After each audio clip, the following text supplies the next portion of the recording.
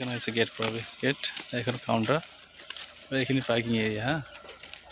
গোটেই parking area এইখিনি বেছি নহয় প্ৰৱেশ কৰিবলৈ হ'লে আপুনি 50 টকা টিকেট লৈ ল'ব লাগিব আগতীয়াকৈ হা ভিতৰত প্ৰৱেশ কৰাৰ পাছত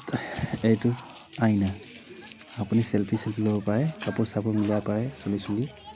এইখিনিও খোৱা জেগাই হয় কিন্তু মানুহে বেছিভাগ মানে পানীত বহিয়ে খাব বিচাৰে আৰু সেইখিনি যিকেইটা কেম্প দেখিছে নহয় আপুনি তাত আপুনি ৰাতি ৰুম লৈ বহিব পাৰিব যদি আহিব বিচাৰে আপোনালোকে অৰুণাচল বেছি দূৰ নহয় তিনিচুকীয়াৰ পৰা 2 ঘণ্টা